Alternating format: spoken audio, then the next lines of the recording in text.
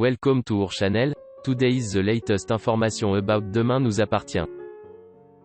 Demain nous appartient en avance et en avant-première avec le résumé détaillé et exhaustif de l'épisode 921 du 7 mai 2021 vendredi. Dans votre série quotidienne, Clémentine va disparaître. Aurore, quant à elle, se retrouve face à un dilemme. Va-t-elle dénoncer Sarah et Karim? Avant de partir au travail, Xavier a une mauvaise surprise. Dans le salon, les masques qui avaient le plus de valeur ont disparu. Chloé lui jure n'y être pour rien. Judith et Camille font mine d'être surprises, mais Xavier n'est pas dupe. Avec l'accord de Chloé, il décide de contre-attaquer. Au commissariat, Xavier fait part à Karim de sa mésaventure. Il est certain ne pas avoir été victime d'un cambriolage et envisage de faire un peu peur aux filles avec la perspective d'une enquête policière. Karim suscite l'aide de Georges. Le jeune policier débarque chez les Delcourt, et il fait mine de procéder aux premières constatations de cette affaire sensible. Georges explique à Camille et Judith légèrement angoissées que la police scientifique viendra le lendemain pour procéder à la fouille minutieuse et complète de la maison, et à des prises de sang pour les exclure de la liste potentielle des suspects. Comme par magie, les masques réapparaissent plus tard sur les murs du salon. Aurore face à un dilemme. Aurore n'a pas bien dormi, et se confie à William. Elle est certaine que Roxane est bien Aurélie Doumergue. Aurore est dépitée, car Sarah a sans doute trafiqué le résultat des tests ADN lorsqu'ils ont soupçonné Roxane l'année dernière. De plus, pour avoir couvert Roxane, Sarah risque non seulement de perdre son poste, mais aussi de se retrouver en prison.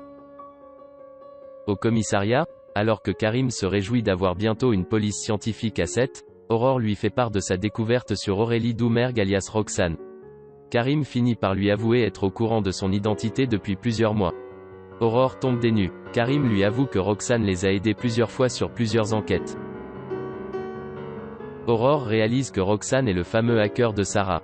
Karim met Aurore face à un cruel dilemme. Si elle dénonce Roxane et Sarah, il va tomber lui aussi pour complicité et entrave à la justice. Que va décider la capitaine Jacob?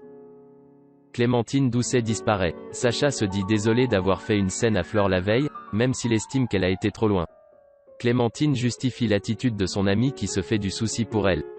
Pour arriver à ses fins, Clémentine cache ses soupçons à Sacha et endort sa vigilance. Elle assure à Sacha avoir confiance en lui. Sacha se dit prêt de son côté à faire des efforts pour éviter de s'énerver pour tout et n'importe quoi. Mais après le départ de son compagnon, Clémentine s'empresse de faire des recherches sur le net sur Juliette Couturier.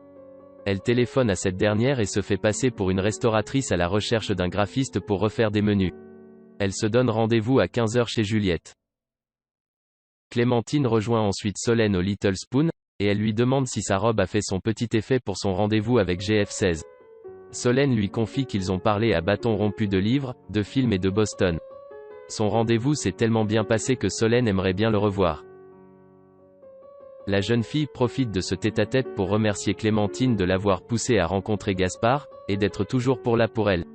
Depuis la mort de sa mère, Solène n'avait personne à qui se confier. Clémentine assure à Solène qu'elle sera toujours là pour elle. Clémentine se rend à Frontignan pour rencontrer Juliette, et l'interroge sur la profession de son mari.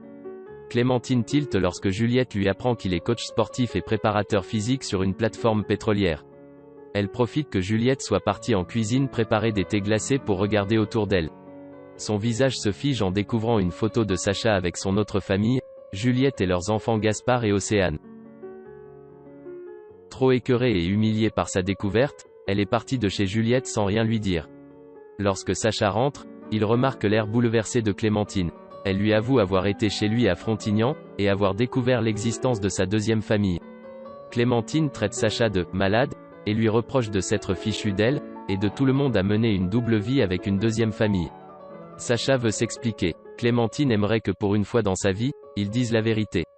Sacha lui raconte ensuite toute l'histoire. Sacha a rencontré Juliette il y a 18 ans. Caroline était déjà enceinte de Solène. Mais cela ne l'a pas empêché de tomber fou amoureux. Sacha a vécu sa passion sans penser au lendemain sauf que Juliette est tombée enceinte elle aussi. Caroline était à son 7e mois de grossesse. Caroline et Juliette étaient heureuses, anxieuses et vulnérables, et Sacha ne pouvait se résoudre à faire un choix, et devoir abandonner l'une de ses deux compagnes. Alors, petit à petit, il a trouvé des solutions. Pour être présent à la naissance de Solène, il a prétendu à Juliette qu'il partait en mission sur une plateforme pétrolière à l'autre bout du monde. À la mort de Caroline, il a quitté Bordeaux pour se rapprocher de Juliette, mais c'est là qu'il a rencontré Clémentine. Sacha assure aimer ses deux familles, mais pris dans un tel engrenage, il n'a pas su trouver comment s'en sortir sans les faire souffrir. Après avoir raconté à Clémentine comment il en était arrivé là, Sacha s'assure qu'elle ne va rien dire à Ben et Solène. Mais Clémentine refuse d'être sa complice.